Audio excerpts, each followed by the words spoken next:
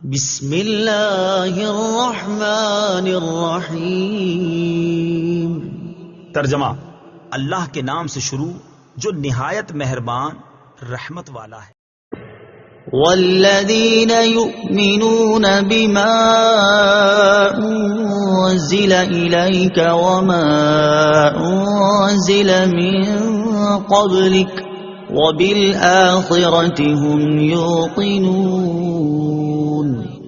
ترجمہ: اور وہ ایمان لاتے ہیں اس پر جو تمہاری طرف نازل کیا اور جو تم سے پہلے نازل کیا گیا، اور وہ آخرت پر یقین رکھتے ہیں۔ والذین یؤمنون بما انزل الیک، اور وہ ایمان لاتے ہیں اس پر جو تمہاری طرف نازل کیا۔ تفسیر صراط الجنان میں ہے، اس آیت میں اہل کتاب کے وہ مومنین مراد ہیں جو اپنی کتاب پر اور تمام پچھلی آسمانی کتابوں پر اور انبیاء علیہم الصلوۃ والسلام پر نازل ہونے والی وحیوں پر ایمان لائے اور قرآن پاک پر بھی ایمان لائے۔ اس آیت میں ما انزل الیک سے تمام قرآن پاک اور پوری شریعت مراد ہے۔ اللہ تعالیٰ کی کتابوں وغیرہ پر ایمان لانے کا شرعی حکم یاد رکھیں کہ جس طرح قرآن پاک پر ایمان لانا ہر مکلف پر فرض ہے، اسی طرح پہلی کتابوں پر ایمان لانا بھی ضروری ہے جو گزشتہ انبیاء کرام علیہم الصلوۃ والسلام پر نازل ہوئیں۔ البتہ ان کے جو احکام ہماری شریعت میں منسوخ ہو گئے ان پر عمل درست نہیں، مگر پھر بھی ایمان ضروری ہے۔ مثلا پچھلی کئی شریعتوں میں بیت المقدس قبلہ تھا، لہٰذا اس پر ایمان لانا تو ہمارے لیے ضروری ہے، مگر عمل یعنی نماز میں بیت المقدس کی طرف منہ کرنا جائز نہیں، یہ حکم منسوخ ہو چکا۔ نیز یہ بھی یاد رکھیں کہ قرآن کریم سے پہلے جو کچھ اللہ تعالیٰ نے اپنے انبیاء علیہم الصلوۃ والسلام پر نازل فرمایا ان سب پر اجمالاً ایمان لانا فرض عین ہے، یعنی یہ اعتقاد رکھا جائے کہ اللہ تعالیٰ نے گزشتہ انبیاء علیہم الصلوۃ والسلام پر کتابیں نازل فرمائیں اور ان میں جو کچھ بیان فرمایا سب حق ہے۔ قرآن شریف پر یوں ایمان رکھنا فرض ہے کہ ہمارے پاس جو موجود ہے اس کا ایک ایک لفظ اللہ تعالیٰ کی طرف سے ہے اور برحق ہے، بقیہ تفصیلاً جاننا فرض کفایہ ہے، لہذا عوام پر اس کی تفصیلات کا علم حاصل کرنا فرض نہیں جبکہ علماء موجود ہوں جنہوں نے یہ علم حاصل کر لیا ہو۔ وَبِالْآخِرَةِ هُمْ يُوقِنُونَ، اور وہ آخرت پر یقین رکھتے ہیں۔ تفسیر صراط الجنان میں ہے، یعنی متقی لوگ قیامت پر اور جو کچھ اس میں جزا و حساب وغیرہ ہے سب پر ایسا یقین رکھتے ہیں کہ اس میں انہیں ذرا بھی شک و شبہ نہیں ہے۔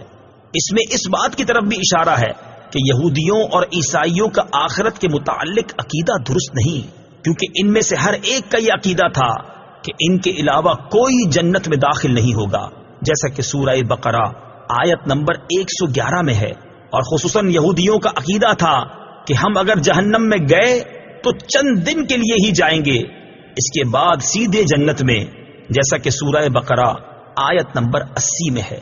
اس طرح کے فاسد اور من گھڑت خیالات جب ذہن میں جم جاتے ہیں تو پھر ان کی اصلاح بہت مشکل ہوتی ہے۔ اولئک علی ھدی من ربہم واولئک ھم المفلحون۔ ترجمہ: یہی لوگ اپنے رب کی طرف سے ہدایت پر ہیں اور یہی لوگ کامیابی حاصل کرنے والے ہیں۔ ہم المفلحون، وہی فلاح پانے والے ہیں۔ تفسیر صراط الجنان میں ہے، یعنی جن لوگوں میں بیان کی گئی صفات پائی جاتی ہیں وہ اپنے رب عز و جل کی طرف سے عطا کی گئی ہدایت پر ہیں، اور یہی لوگ جہنم سے نجات پا کر اور جنت میں داخل ہو کر کامل کامیابی حاصل کرنے والے ہیں۔ اصل کامیابی ہر مسلمان کو حاصل ہے۔ یاد رہے کہ اس آیت میں فلاح سے مراد کامل فلاح ہے، یعنی کامل کامیابی متقین ہی کو حاصل ہے۔ ہاں، اصل فلاح ہر مسلمان کو حاصل ہے، اگرچہ وہ کتنا ہی گناہگار کیوں نہ ہو، کیونکہ ایمان بذات خود بہت بڑی کامیابی ہے جس کی برکت سے بہرحال جنت کا داخلہ ضرور ہوگا، اگرچہ عذاب نار کے بعد ہو۔ ان الذين كفروا سواء عليهم أأنذرتهم أأنذرتهم أم لم تنذرهم لا يؤمنون. ترجمہ: بے شک وہ لوگ جن کی قسمت میں کفر ہے ان کے لیے برابر ہے کہ آپ انہیں ڈرائیں یا نہ ڈرائیں، یہ ایمان نہیں لائیں گے. ان الذین کفروا سواء علیہم، بے شک وہ لوگ جن کی قسمت میں کفر ہے ان کے لیے برابر ہے. تفسیر صراط الجنان میں ہے. چونکہ ٹھنڈک کی پہچان گرمی سے، دن کی پہچان رات سے، اور اچھائی کی پہچان برائی سے ہوتی ہے، اسی لیے اہل ایمان کے بعد کافروں اور منافقوں کے افعال اور ان کے انجام کا ذکر کیا گیا ہے تاکہ ان کی پہچان بھی واضح ہو جائے اور آدمی کے سامنے تمام راہیں نمایاں ہو جائیں. اس آیت کا خلاصہ یہ ہے کہ اے پیارے حبیب صلی اللہ تعالی علیہ وسلم، وہ لوگ جن کی قسمت میں کفر ہے جیسے ابو جہل، ابو لہب وغیرہ کفار، ان کے لیے برابر ہے کہ آپ انہیں اللہ تعالیٰ کے احکامات کی مخالفت کرنے کے عذاب سے ڈرائیں یا نہ ڈرائیں. یہ کسی صورت میں ایمان نہیں لائیں گے کیونکہ ان کے بارے میں اللہ تعالیٰ کو پہلے سے ہی معلوم ہے کہ یہ لوگ ایمان سے محروم ہیں. کفر کی تعریف اور ازلی کافروں کو تبلیغ کرنے کا حکم دینے کی وجہ. یہاں دو باتیں ذہن نشین رکھیں. نمبر 1، ضروریات دین میں سے کسی چیز کا انکار یا تحقیر و استہزاء کرنا کفر ہے، اور ضروریات دین اسلام کے وہ احکام ہیں جن کو ہر خاص و عام جانتے ہوں، جیسے اللہ تعالیٰ کی وحدانیت، انبیاء کرام علیہ الصلوۃ والسلام کی نبوت، نماز، روزے، حج، جنت، دوزخ، قیامت میں اٹھایا جانا وغیرہ. عوام سے مراد وہ مسلمان ہیں جو علماء کے طبقے میں شمار نہ کیے جاتے ہوں مگر علماء کی صحبت میں بیٹھنے والے ہوں اور علمی مسائل کا ذوق رکھتے ہوں. اس سے وہ لوگ مراد نہیں جو دور دراز جنگلوں پہاڑوں میں رہنے والے ہوں جنہیں صحیح کلمہ پڑھنا بھی نہ آتا ہو، کہ ایسے لوگوں کا ضروریات دین سے ناواقف ہونا اس دینی ضروری کو غیر ضروری نہ کر دے گا. البتہ ایسے لوگوں کے مسلمان ہونے کے لیے یہ بات ضروری ہے کہ وہ ضروریات دین کا انکار کرنے والے نہ ہوں اور یہ عقیدہ رکھتے ہوں کہ اسلام میں جو کچھ ہے حق ہے اور ان سب پر اجمالاً ایمان لائے ہوں. نمبر 2، ایمان سے محروم کفار کے بارے میں معلوم ہونے کے باوجود انہیں تبلیغ کرنے کا حکم اس لیے دیا گیا تاکہ ان پر حجت پوری ہو جائے اور قیامت کے دن ان کے لیے کوئی عذر باقی نہ رہے. اللہ تعالیٰ ارشاد فرماتا ہے: رسلا مبشرین ومنذرین لئلا یکون للناس علی اللہ حجة بعد الرسل وکان اللہ عزیزا حکیما. ترجمہ: ہم نے رسول خوشخبری دیتے اور ڈر سناتے بھیجے تاکہ رسولوں کو بھیجنے کے بعد اللہ کے یہاں لوگوں کے لیے کوئی عذر باقی نہ رہے، اور اللہ زبردست ہے، حکمت والا ہے. اور ارشاد فرمایا: وَلَوْ أَنَّا أَهْلَكْنَاهُمْ بِعَذَابٍ مِّن قَبْلِهِ لَقَالُوا رَبَّنَا لَوْلَا أَرْسَلْتَ إِلَيْنَا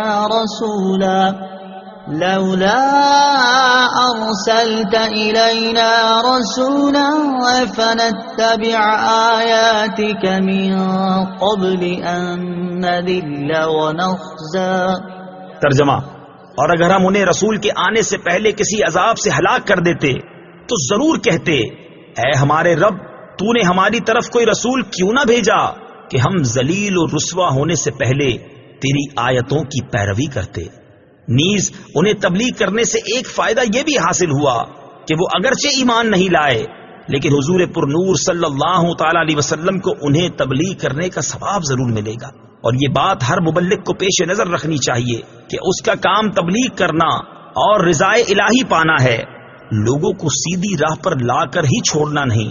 لہذا مبلغ نیکی کی دعوت دیتا رہے اور نتائج اللہ تعالیٰ کے حوالے کر دے، اور لوگوں کے نیکی کی دعوت قبول نہ کرنے سے مایوس ہونے کی بجائے اس ثواب پر نظر رکھے جو نیکی کی دعوت دینے کی صورت میں اسے آخرت میں ملنے والا ہے. ختم اللہ علی قلوبہم وعلی سمعہم وعلی ابصارہم غشاوہ وَلَهُمْ عَذَابٌ عَظِيمٌ. ترجمہ: اللہ نے ان کے دلوں پر اور ان کے کانوں پر مہر لگا دی ہے اور ان کی آنکھوں پر پردہ پڑا ہوا ہے اور ان کے لیے بہت بڑا عذاب ہے۔ ختم اللہ، اللہ نے مہر لگا دی۔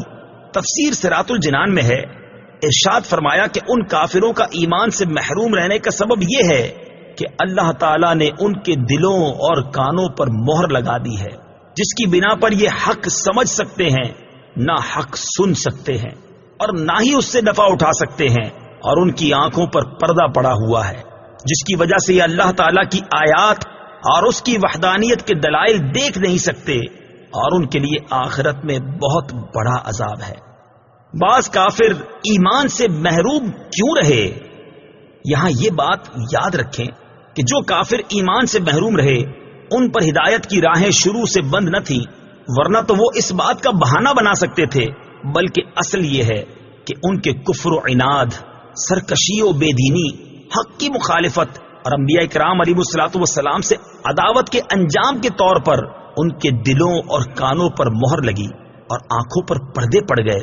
یہ ایسے ہی ہے جیسے کوئی شخص طبیب کی مخالفت کرے اور زہر قاتل کھا لے اور اس کے لیے دوا فائدہ مند نہ رہے اور طبیب کہہ دے کہ اب یہ تندرست نہیں ہو سکتا، تو حقیقت میں اس حال تک پہنچانے میں اس آدمی کی اپنی کرتوتوں کا ہاتھ ہے، نہ کہ طبیب کے کہنے کا، لہذا وہ خود ہی ملامت کا مستحق ہے، طبیب پر اعتراض نہیں کر سکتا۔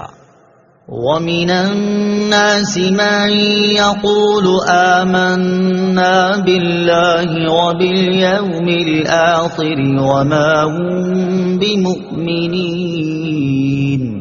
ترجمہ: اور کچھ لوگ کہتے ہیں کہ ہم اللہ پر اور آخرت کے دن پر ایمان لے آئے ہیں، حالانکہ وہ ایمان والے نہیں ہیں۔ وَمِنَ النَّاسِ مَن يَقُولُ، اور کچھ لوگ کہتے ہیں۔